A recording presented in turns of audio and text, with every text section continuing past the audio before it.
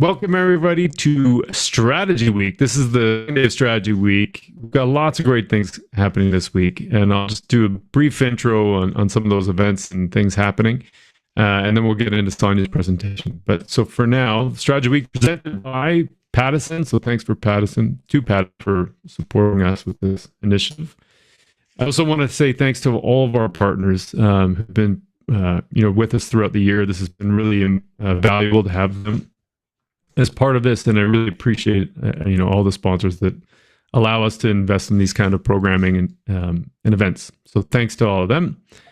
I wanted to just highlight that the vision as a reminder for everybody is that what we're trying to do is make Calgary known as a world-class marketing community, and bringing in people like Sonia as a part of that. And so we're really excited to have Sonia here.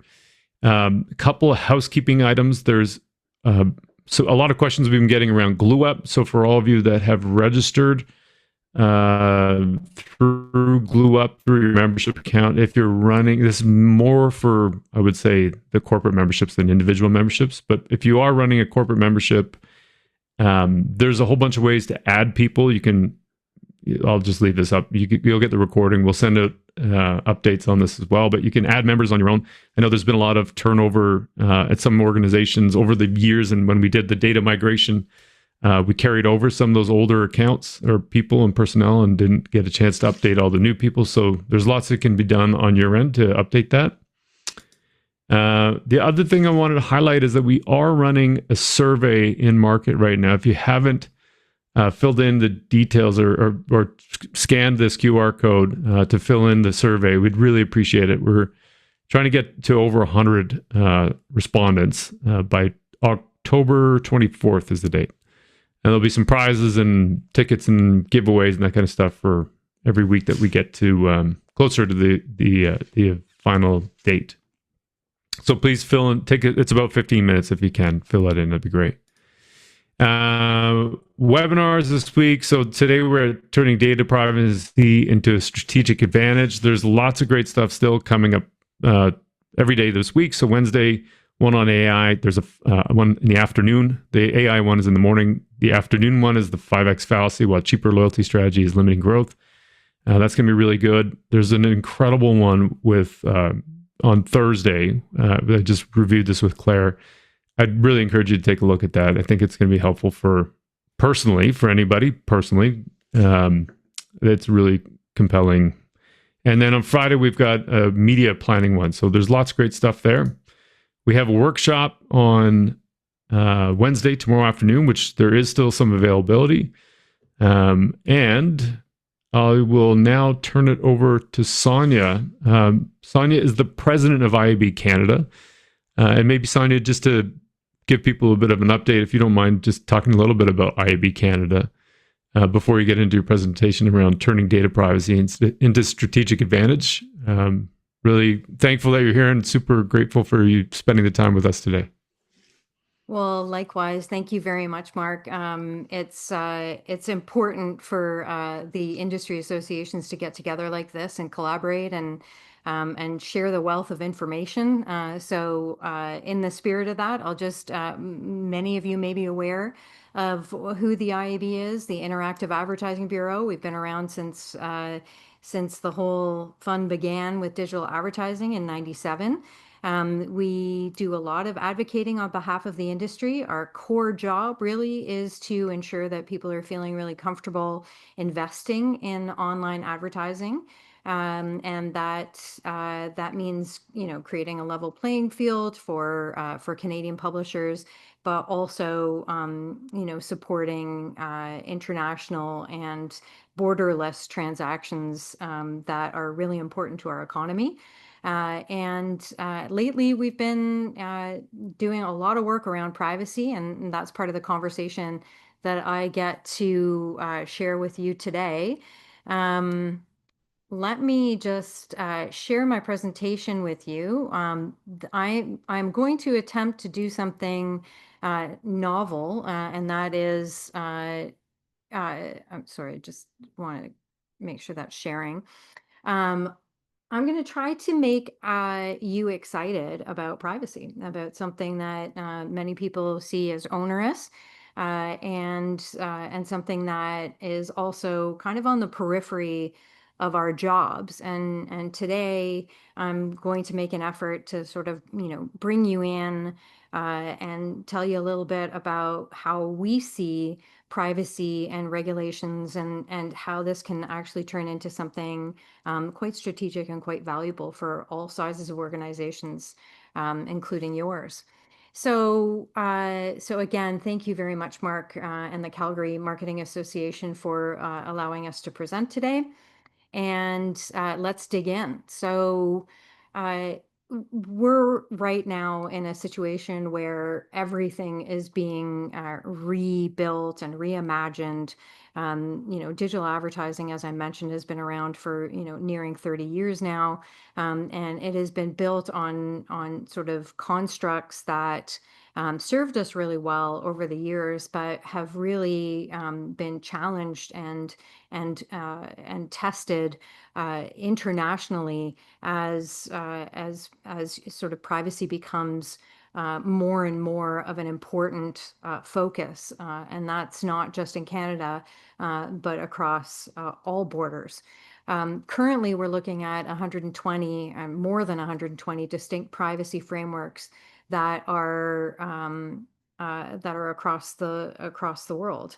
And we may think that we're very obsessed with what's going on in the Canadian marketplace, but these 120 different frameworks actually impact the way that we do business in Canada. And I'll tell you a little bit more about that in a few seconds.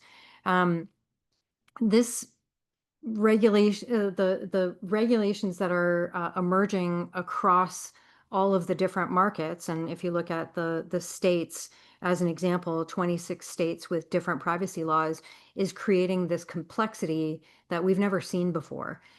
So in one state, you need opt-in for one thing, versus in another state, you need opt-in for something completely different. In some states, you have to have a big red button that says, "Do not sell my data." In another state, it's something different. And so this is, looking at the US only. But when you think about it from the perspective of Canada, Europe, Australia, the US, and all of the different states, that creates a situation where we have to be on our toes, because the penalties that some of these states and some of these countries are imposing are extraterritorial. And so I'll talk to you a little bit about why that's important for all of us to think about. And then finally, measurement methodologies that we've relied on. This whole idea of being able to look at exactly who's been on the website and what they've done on the website, that's changing. And so we're looking at a lot more modeling and a lot of sort of probabilistic data versus deterministic data for the purposes of measurement, which is really shifting the way everything is happening online. So the thesis here is that reacting to policy changes is a losing game. We need to actually embrace this and kind of Tai Chi this. And I'll talk to you a little bit about how that could look for you. Let's look at the changes that are happening across three core areas of digital marketing. One is the CMO's role is evolving, and that means that the CMO is more involved with data governance. It's more having more meeting conversations around what we can and cannot do. The old days of using your legal counsel just to check as a gut check on messaging and communications is now becoming a much tighter relationship as you start looking at foundational principles of the way that you're collecting data and how you're storing it and what you're doing with it. The second area is cost structures. So we're having to now invest in infrastructures. We're looking at new add-on technologies. We're looking at clean rooms and at consent management platforms, and that's really important to take into consideration because everything is becoming more expensive. And then when you look at revenue resilience, you're looking at customer retention and the idea of what is my relationship? What is the relationship between revenue and trust? And that's something that we're going to explore a little bit in our discussion this afternoon. But just the whole way that we look at evaluating digital as a channel is changing, and that's really exciting, and that's something that hopefully we'll all walk away feeling today. Looking at the strategic framework for playing to win, you want to look at transforming your regulatory requirements into strategic opportunities, and you want to kind of shift everything from a square to like a diamond and see opportunity as opposed to hindrance. And in order to do that, you're going to need to have a strategy that aligns with some outcomes and also that gives you a little bit of a sense of structure of what your role is in this whole game. So you need to understand what you're trying to accomplish. You need to understand where you want to play. You need to understand, how to win. So what's your unique advantage? You want to understand what the core capabilities are and what you want to move forward with in the future.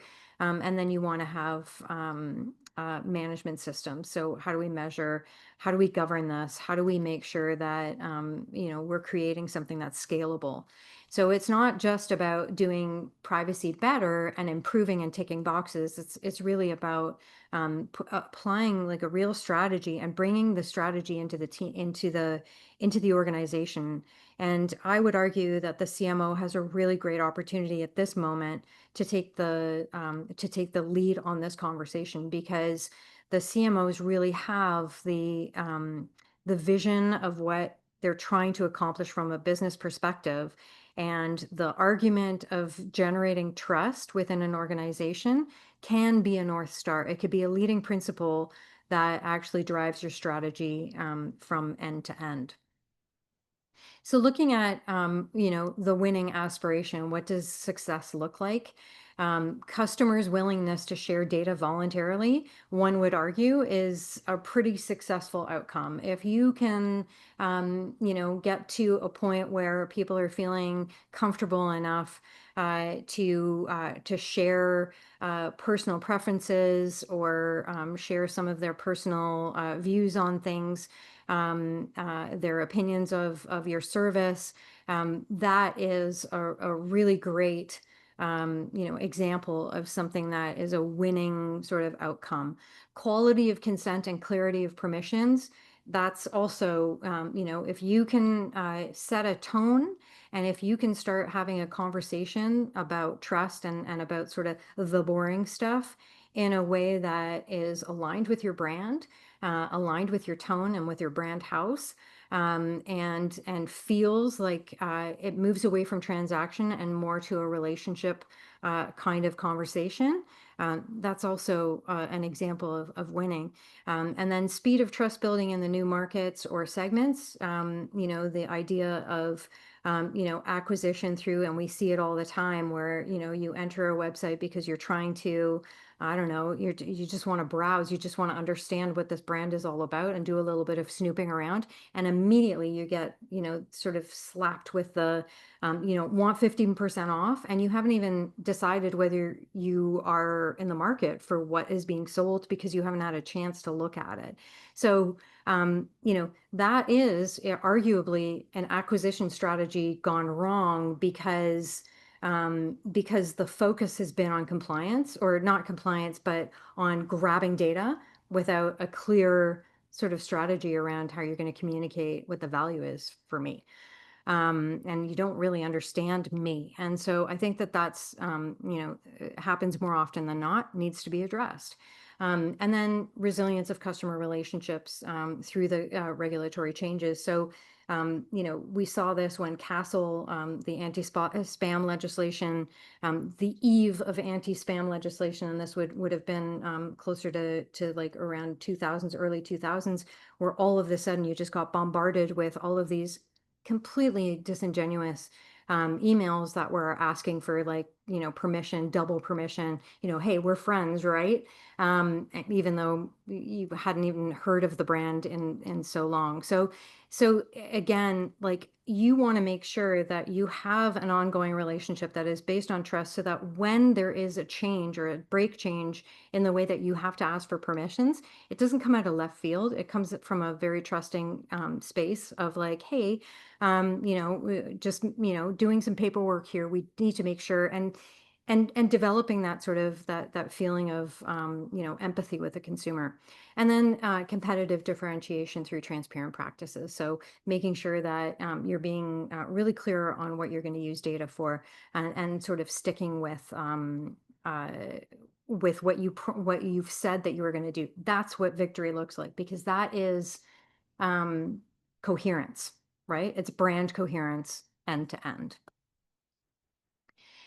Choosing where to play, and I touched on this a little bit earlier. Won't spend too much time on it, but here's a couple of examples of Canadian organizations that I know, were a little bit were unaware of the impact of extraterritorial legislation. So, as an example, if you are in the tourism industry and 90% of your marketing is outside of borders and 90% happens to be in, say, the European markets, then you are absolutely having to conform and comply with the GDPR, which means that what you had set up as a privacy mechanism in the case of PIPEDA, the Canadian legislation, is not going to be enough. And so understanding where your markets are important, and complying with those markets, and trying to elevate your strategy so that it's reaching the highest common denominator is sometimes the right way to go. It may not sound intuitive, but it's something that we all need to come to terms with at some point. And we also saw the opposite, where people have started making decisions that are like, okay, well, the Quebec Law 25 comes into effect. There's a penalty for non-compliance. The first advice that IAB gave to our members was, well, first establish how much of your market exists in Quebec before you start making any sort of decisions on whether or not you're going to service the market or not. And coming into compliance in just that market, is it worth the investment? Potentially, yes. And so making informed decisions based on where you're playing, really important and a big part of the strategy overall. And then, making privacy a differentiator has a couple of different components to it. I would argue that, designing the UX, the customer experience, you need to start looking at this from the lens of like a net promoter situation, where you're running a diagnostic on all of the different touch points that you might have, and making sure that there's coherency in the foundation, right? So this is the way that we want to treat data. This is the way that we want to treat our consumers, and try to establish trust. Well, it has to be consistent across every single touch point. Communication of the value exchange, I gave you the example of that whole 15% off. That's totally fine, at the right moment. So really playing with a couple of different things, right? So what does value look like for the consumer? What does the timing look like for the consumer? Are you just kind of following a mold that is easy, or are you actually really doing the work and understanding what would be of value to your consumers? Sometimes you don't even need to offer a discount. What you're doing is you're actually just, building an authentic relationship, that you'll find many customers actually appreciate, sometimes more than the 15% off. Simplify consent mechanisms, so making sure that you are using progressive consent tools, and we'll talk about that in a second, and then measuring the impact that trust has on your KPI. So just a little example of a major retailer redesigning their consent experience, making sure that there's clear communications, and sort of playing around with different messaging, it ended up being a 35% lift in the opt-in rates. We get asked a lot at the IAB, like, what is the opt-out rate? What is the opt-in rate? Well, it varies so significantly from brand to brand based on the way that they have their system set up. So again, another reason why these factors are really important to take into consideration. When you look at the operation, it has to come from the top down and the bottom up. Talent development, really, really important and sort of an underestimated consideration, because we were just talking about the fact that if you're looking at building trust at every touch point, a lot of major retailers, as an example, think that they've done all of the heavy lifting at corporate head office, but most of the touch point is happening at the mall. And you have people that are manning the retail, the cash registers, that haven't really been brought into alignment with the plan and with the song sheet. So rather than having somebody say, I'll start with your phone number, have somebody say, something that is a little bit softer and something that really tips more towards the relationship.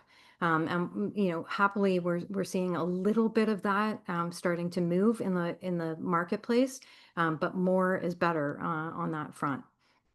Process integration. So again, making sure that everything is embedded into campaign workflows and that you're asking the right questions. So is this, have we got a consent management? Have we got, is privacy embedded into each of the different things that we're doing from a workflow perspective? Are we giving admin permissions to the right staff? How are we treating data internally?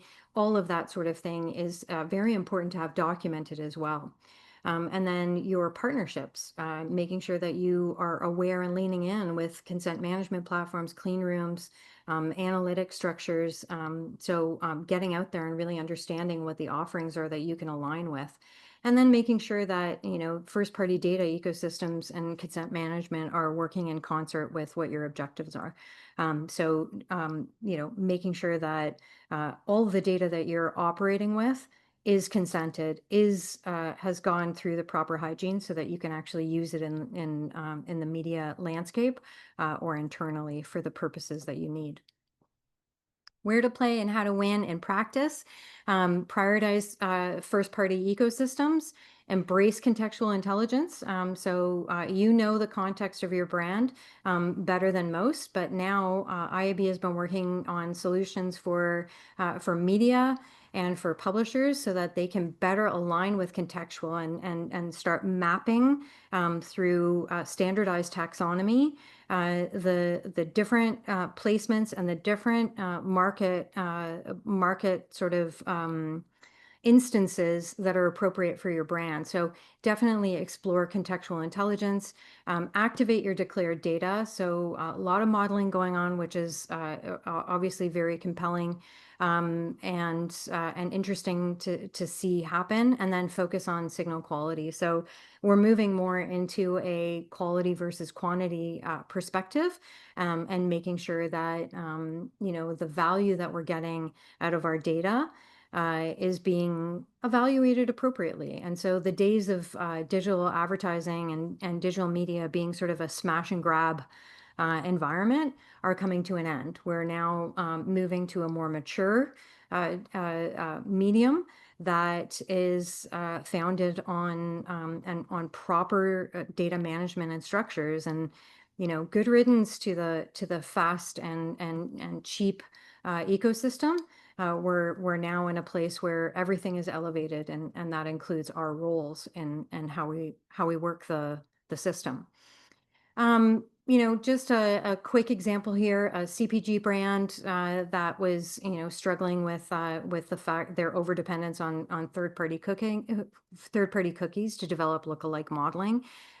They built a first-party data platform to integrate all their purchase and loyalty data, partnered with premium publishers to sort of unleash that first-party data, and then changed the way that they looked at their metrics, and discovered that embracing this kind of a new design, while it may have taken, been uncomfortable and took a lot of internal workflow changes, came out with some really impressive results. A 22% increase on ROAS, a reduction of 35% in waste, and an 18% lift in conversion rates. So I think this, when you look at this from a perspective of investing in the appropriate strategy, the returns are definitely there, if you take the time to really look at it.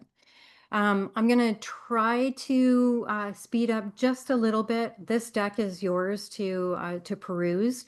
I know that it's really text heavy, so I really appreciate your attention as we kind of go through all of this. But in terms of the sort of the market value here, looking at the three cogs on this curve here. So implementing your governance, being really transparent about it, it moves to sort of like also cultivate that loyalty, and then creates that sustainable growth. I think that's probably, if you step back and look at this from a Rorschach perspective, that's, I think, the biggest takeaway here is that you want to start integrating all of this stuff for that sustainable growth, and start moving away from the thought of, because the number one question that I get on the daily is, what's going to happen with privacy? What change do I need to make? What little change do I need to make right now in order for me to be in the good books with the OPC, with the Office of the Privacy Commissioner? It's not about that. This is bigger. It's way bigger than that. It's way bigger than the text and the legislation. It's about really moving towards thematically, are you protecting privacy for the purposes of that sustainable growth? There is an ROI attached to this, and fancy sort of like model at the bottom there, but research is suggesting that customers with high trust scores demonstrate between 25 to 40% higher lifetime values compared to low trust segments. I think that we can all agree that the brands that we have a higher trust in, that have cultivated that over the years, gain or win more of a share of your wallet. And so I think that, again, baking it in, the research is there to prove that that this investment definitely pays off. And then when you're looking at future proofing, you've got basically three different objectives. You've got or three different things that you can do here. One is moving, as I mentioned, more to contextual advertising. So using privacy safe mechanisms to reach your audiences and to find out what you have the right to speak to them about. And then creating personalization via declared data. And that means that I'll give you an example, like Boston Pizza puts a little questionnaire on their website after they've ordered pizza. So you know that they're a customer, that you know that they've invested with you. Hey, if you answer these 5 questions, we'll give you your next delivery free, or we'll give you a discount or extra toppings, whatever it might be. And then asking questions around, like, what's your favorite sport? What kind, what was the last thing you saw on Netflix, or whatever zero party data is of interest to you. This stuff is invaluable. This stuff helps to, shape your alignment strategies, your sponsorship strategies. It moves way beyond, just sort of like the in the moment. It starts to build out your longer term view on your existing customers. And then adopting marketing mix models. I know that that's slow to be adopted, but we're seeing more of it. And that is about using, again, AI to fill in the blanks and to really help move along some of the mystery of measurement. Modeling is the way to go, and it's privacy safe, and it can help you tremendously directionally. In terms of timeline, so you should be looking at taking about 3 to 6 months for compliance and readiness, so building out the systems. 6 to 12 months to start building out, the trust with your consumers, and then, this is kind of, rather than placing, a year to 2 years. I think that this is an ongoing process of optimization. I think perhaps the most important part, though, is phase one, and making sure that you've got something that's flexible, scalable, and sustainable. You're not just looking at a consent management platform that is either trendy or that has like a gimmick to it. What you're looking for is you're looking for a consent management platform that is attuned to global frameworks, that is able to scale really quickly and without you even having to worry about it. So really important to get that first phase right. And then in terms of our regulatory, I guess our environment right now, we're awaiting a new bill. C-27 is going to reemerge with a force. We think that data sovereignty and child protections are going to be squarely on that bill, making it potentially a little bit more complicated than just C-27. So we're kind of anticipating it. We do know that the AI bill is not going to be attached to it, so that's going to probably expedite things in terms of getting it passed. And then we also know that there's some provincial variations that are being explored, and sort of, BC and Ontario are poking around a little bit. I think we need to wait for the federal law, though, just to see whether that sort of abates some of the provincial sort of uneasiness about getting ahead of our skis. Ideally, we want harmonized privacy legislation in Canada. I think that Law 25 put a complication on our market that was, really has negatively impacted our competitive global sort of situation. And so where possible, I would hope that we can mitigate that in the future as well. These are just, again, the global forces that we need to pay attention to. I've mentioned them earlier, but this is just for your reference. And then looking at our role and what IAB has been doing, in 2017, we developed TCF Canada, which is a transparency and consent signal-based approach, which allows any CPM or consent management system that is operating with the TCF to very quickly comply with Law 25. And TCF Europe allows you to comply with the GDPR. So when you look for a consent management platform, look for the TCF Canada or TCF Europe a capability. We do a lot of policy advocacy that we're trying to sort of land the plane on a fair C-27 bill. We do standards, so whatever comes out, we're going to continue to sort of build out the technology behind being able to bring our industry into compliance quickly, and then global alignment. So we lobby a lot from a global perspective to make sure that we're not building out, a new platform every single time a new law comes out. And for us, the big message to Ottawa is that sovereignty, yes, it's really important, but we need to be, doing that through strength, not through separation and isolated sort of individual laws that just don't interoperate with the different countries or markets. A couple of tips on high value, low risk assets versus sort of low value, high risk, and what to do with them. So again, this is just a very quick reference guide to look at where you should be putting your efforts. Spend a lot of time on your first party transactional data, your declared preferences, and start experimenting also with that sort of the pizza sort of example that I gave you.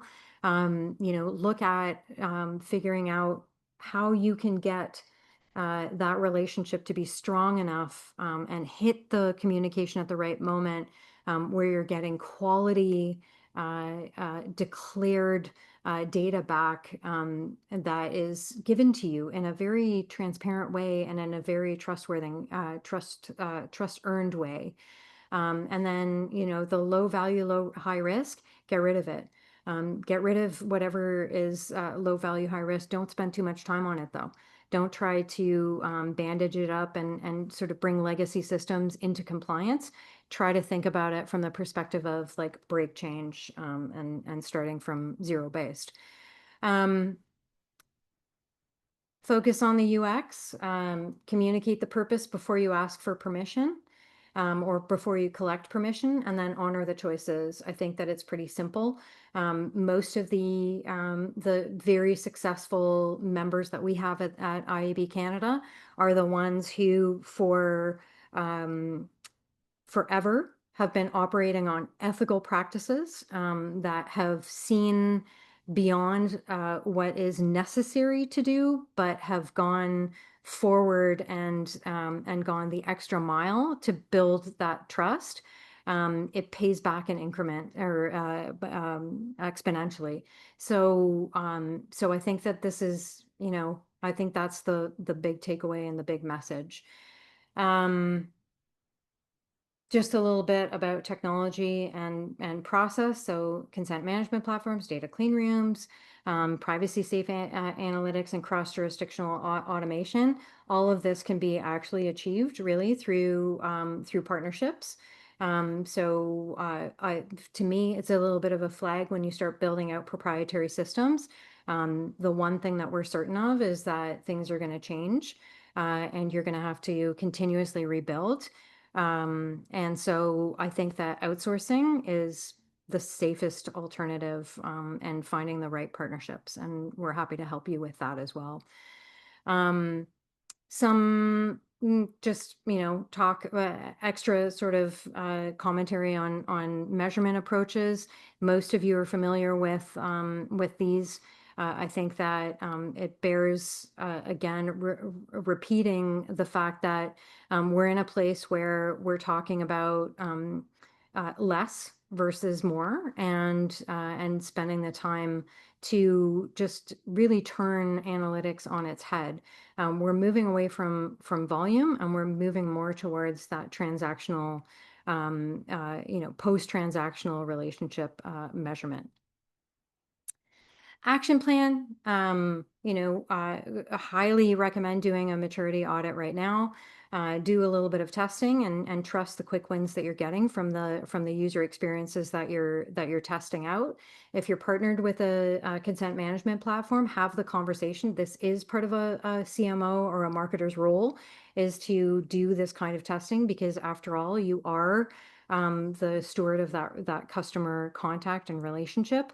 And then reallocate 20, 25, 26 budgets towards first-party data infrastructure if you haven't already. Your relationships are going to start being a lot tighter with finance, with legal, and as well as the chief information officer, if the role is not already blended into your job as it is. Privacy is choice. Choice is trust, and trust is growth. And we wanted to leave you with a thought that proactive always beats reactive. So getting on board with a strategy like this is going to be, again, it's going to pay back in dividends. In terms of the things that we have available, and we'll make them available also through Mark and the Canadian or the Calgary Marketing Association. We have a lot of information on privacy, the legislation. We've got all of our letters to government that sort of give you an idea of what we're advocating for, and how we're seeing the concerns of the marketing sector. We've got the TCF, all of the collateral around that, and the ability for you to learn about it, sign up or ask questions about it. We've got information about CMPs and what they mean and what they do, and contacts, of course, if you need them. And then we just launched Digital Means Business, which is a practical guidance website for small and medium-sized businesses to navigate privacy requirements, even if you have limited resources, as well as a slew of other resources. So with that, I want to thank you. I know this was a lot, and I so appreciate, Mark, the opportunity to speak with your members today about this important topic. Hopefully it was helpful, and I look forward to any questions or discussion. Yeah, no, this is really interesting. It comes to me in waves. I think privacy. I mean, there's when Castle happened, it was a huge thing, and then everybody had to adjust because all of a sudden you have these lists, and you're like, oh, wait a sec, what do we do with this? And then it expands from there because then you start realizing how much data you're actually picking up, intentionally or not. Yeah. And then there's also the thing around all the different. I think you said there's 25 different policies. 26, yeah, 26 in the States. Just in the States, right? And it's crazy. Yeah. It's and nuts. and I find it like when I was working on campaigns that were in the States, there's an attitude from people in the States that, well, you just get just scrape data. No problem. Oh. And I'm like, well, yeah, I'm not sure that's the right approach.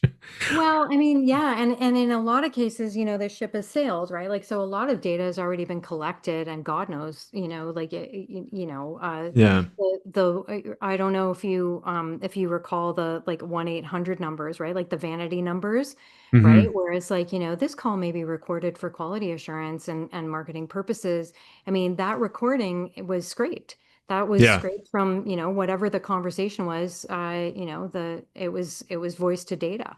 So, yeah. Yeah. Yeah. I think the bigger the company is, the more exposure they have to the risk of it. So I like the framing of this as it being a proactive thing and a forward thinking thing. And it can be a strategic advantage. So I appreciate that. For anybody else, sorry, I was just going to say, if you've got questions, punch them into the chat. And if not, we'll just do another second here while people are typing in questions, and then we'll go to breakout rooms if there aren't any questions. Great. But sorry, go ahead. Oh no, I was just saying that this could be, this is an opportunity, and I think it really is, it puts marketing really at the heart of the organization, right? Because you are touching every aspect of this now. It's about data, it's about legal, it's about finance, it's about everything, and so. The role of the marketer is expanding now in a really important way. Yeah. There's a question here from Lindsay. Is it best practice to store consent in your CRM or use something else as a source of truth? Well, I mean, best practice is, yeah, I mean, your CRM system usually, the high quality CRM systems have pretty secured methods of storing that consent, and it's all in one spot. So I mean, you always have to look at, if you, God forbid, get a call to produce evidence from the OPC, and you need to start involving lawyers, they're going to start asking for records. And so the more intact and close to source those records are, the more reliable they are, and the less they've been, tampered and moved around. Right? Yeah. Derek posted a question here, but I think it might be a good one for us to break out and use as a conversation starter for the people that are sticking around here. So, beyond fines and trusts, what risk do you see if a company mishandles customer data? Well, we've seen that before, right? We've seen it play out, right? And and I think the OPC is making a big play out of making these public, right? So, publicly shaming organizations and brands and aligning them with antitrust. And I think the data breach notifications are also a good example of that. When there's been a breach in your data, you're required to immediately announce that to your customer base. And that has some pretty significant consequences from a PR standpoint. So, Yeah, Sonia, yeah. sorry to interrupt. I have a microphone, so I feel like I can. Um, like, there's ways to get information from people, like PitchBook, for instance. Have you heard of PitchBook? Yeah. Where you just have all that information of people. Why is it so easy for us to just contact those types of people? Or do they have, through PitchBook, have they already given away their consent for us to be able to contact them? Yeah, so I think that we all have to be, and this is, I just posted about this on LinkedIn. It's about the awareness, like the general awareness of how you are interacting also online and what are you emitting, right? So once you put your information in a public environment, you've basically sort of relinquished control of that data Hmm. based on whatever the privacy sort of agreement is with that property, right? So the information that you put on LinkedIn, as an example, you have an agreement with LinkedIn that this is a public facing site. And so people can access your information through it and use that information in ways that you may not have expected, right? So I think that there's a little bit of also consumer education that needs to go on, right? Media literacy Yeah. is, I think, something that we need to bring up to speed a little bit. What type of consent is that? Is that like implied consent then, or Well, I mean, no, well, interesting because in Canada it is implied consent. The in Hmm. PIPEDA currently, you don't need to give opt-in consent for anything, right? So your interaction with prop media property, so if you set up an account, as an example, is implied consent, Hmm. right? So, and as long as there is a provision of the data privacy policy on the website and all of the information is available for you to peruse at your disposal, Hmm. then it's all within the law. And you can also opt out of that. And sometimes opting out of it means that you're, closing down an account, right? So depending on the service that we're talking about. But yeah, in Canada, that's implied consent. Okay. Yeah. Yeah. I guess I have to be a little bit more open-minded to that because I usually say, no, we're not doing it. But it sounds like we can. Well, I mean, it depends on the what you're doing, right? So if it's sensitive data, right? So I Yeah. don't want to. I also I'm not a lawyer, but but we also need to be mindful of Quebec. So Mhm. so careful with that because if somebody from Quebec comes in and you're operating on implied consent, that's a no-go. And Got it. suddenly you're outside of the law again, right? Somebody from Europe decides to stumble into your property, no-go. Hmm. Lisa had a question that relates to that. Like if you've got multiple jurisdictions that you're working in, so some like you're in the States, you're also in Europe, you're in Canada.